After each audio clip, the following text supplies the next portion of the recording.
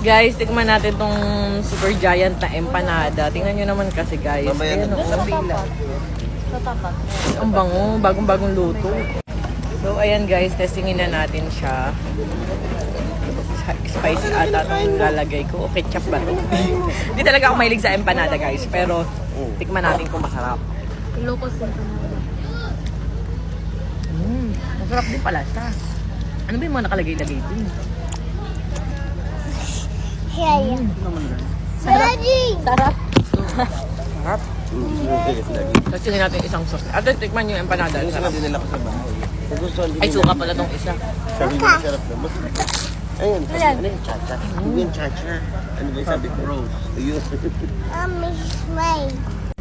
Ayan guys, so napakadaming laman. Kuha tayo ng laman. Ayan, lagyan natin ng laman. So ayan guys, tikman natin. Uy!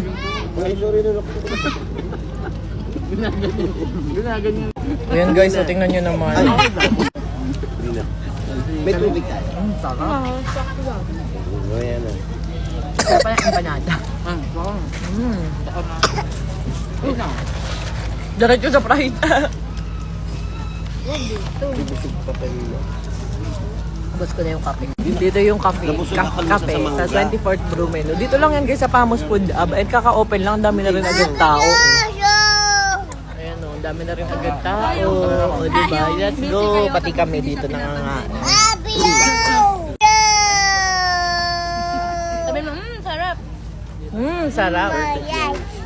So guys, dito ko nabili yung empanada, Ilocos empanada, Balikoko. So ayan o, 120 tas 100 pesos lang. Tapos tingnan nyo, ayan o, tingnan nyo naman. Tapos ayan o, lulutuin sa harapan nyo, kaya sobrang init, sobrang crunchy. O diba? Tapos ang ganda pa ng ano nila, talagang malinis, nakaganyan. Hindi sila kinakamay.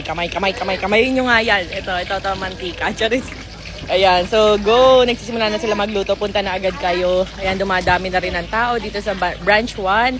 Ayan, nagkaka-customer na naman. Kaka-open lang kasi ngayon. Punta na kayo guys, hanggang 11 PM tayo Monday to Sunday. Ayan guys, shawarma. Pag Ilocano ka daw, may less 20% discount. Ate, okay ni Nana.